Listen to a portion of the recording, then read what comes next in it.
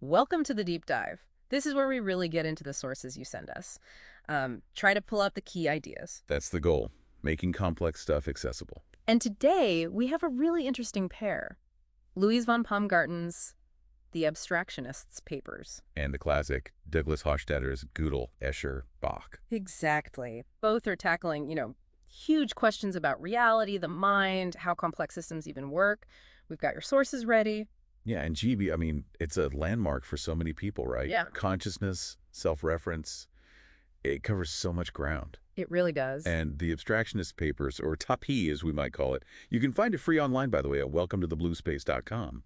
It brings, maybe a more contemporary angle. Could be some surprises even for GB fans. That's what we're aiming for, using PAP as a kind of lens, seeing where it builds on GEB or maybe reframes things. And a big part of TAPI is this idea of red space and blue space. Right, red space, that's our internal subjective world, thoughts, feelings, the whole inner landscape. And blue space, that's the shared reality, the cause and effect interactions happening out there. So stick with us. We're hoping to give you a shortcut, find those connections, maybe spark some aha moments. Okay, so where should we start? Maybe with how they both deal with reality and metaphors. Good idea.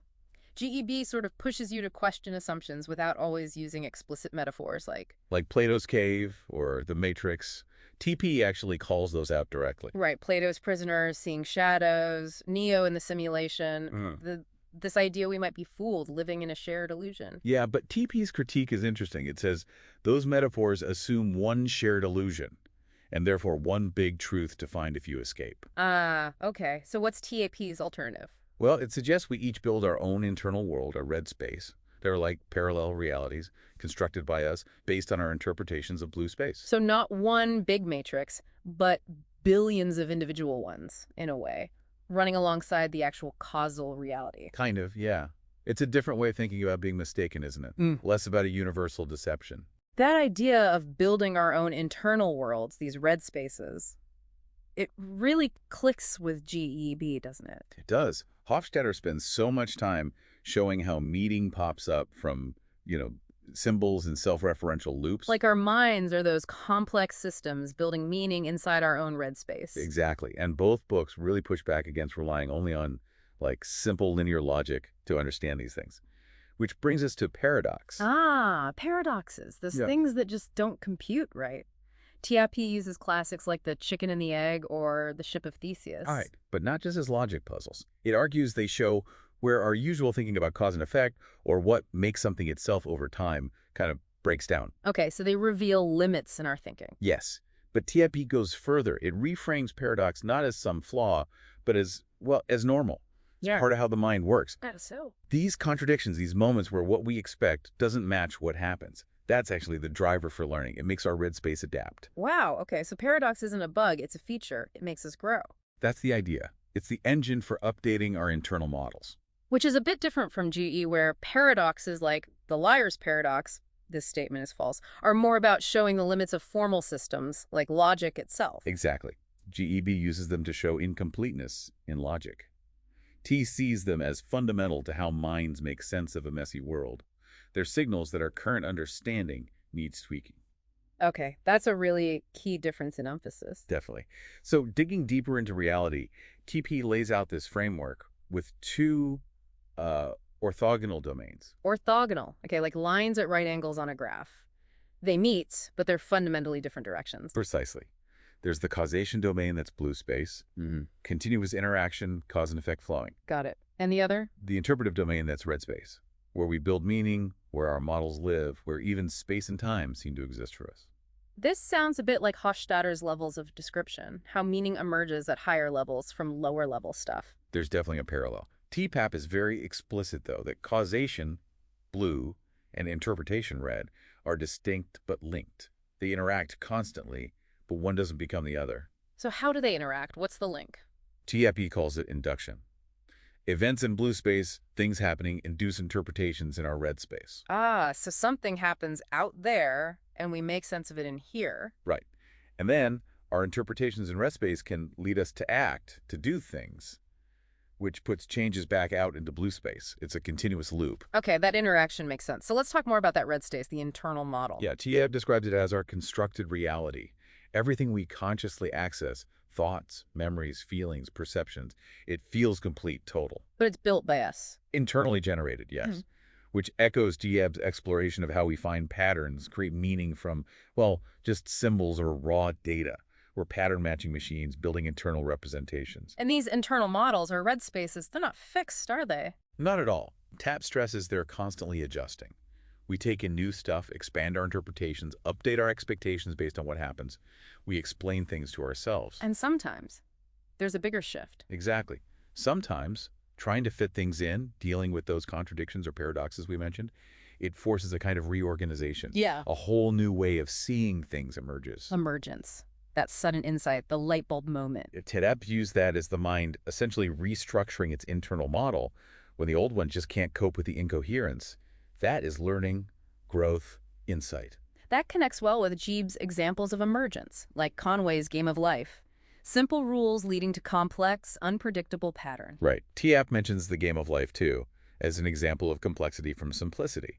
But it also proposes a broader idea called general selection. General selection, so like natural selection, but broader. Much broader.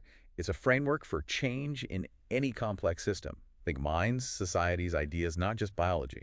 It involves interaction, variation, some form of selection or filtering, and accumulation of what works. Okay, and what drives this general selection process, according to TAP? Primarily incoherence. Those paradoxes, again, the things that don't fit. They create the pressure for the system, the mind, in this case, to change how it selects, how it interprets. So inconsistency forces adaptation and novelty. Pretty much. There's even a bit in TAP, a character, a bartender, I think, who links Gödel's incompleteness, the idea that formal systems have inherent limits to this very process of emergence.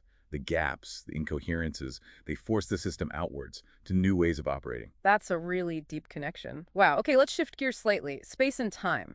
How does TAP handle those? Because they feel pretty fundamental. Well, this is where T gets really challenging.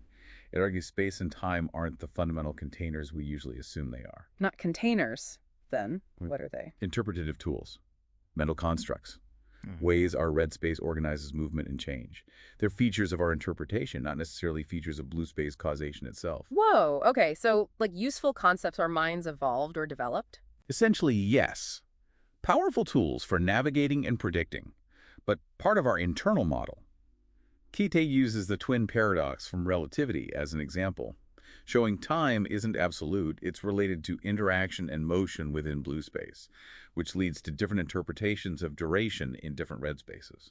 That resonates with DEB too, the discussions about how subjective our experience of time feels, how tied it is to our thinking process. Definitely.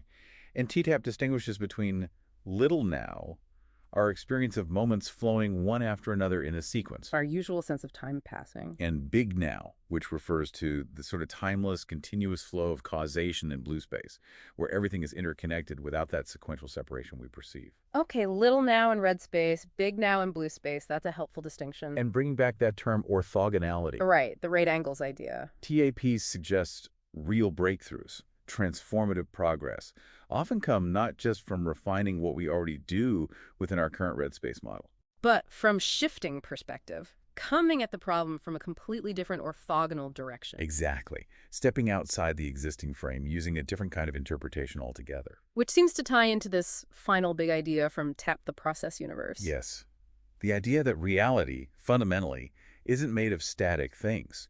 It's a continuous flow of causation of process that's blue space. And our interpretations, our red spaces, arise from that flow. Right. Even things we think of as particles like electrons, TAPI frames them more as persistent processes, patterns of interaction in the flow, rather than tiny fixed objects. That feels very aligned with JB's emphasis on patterns, on the underlying dance of logic and structure, rather than just the pieces themselves. I think so too. It's about the relationships and the dynamics. So, wrapping this up, TAPP really does offer a fascinating lens on JB. It extends ideas about internal experience with red space. Gives paradox a really active constructive role. Provides that blue space, red space framework for causation and interpretation. And offers concepts like general selection and the process universe.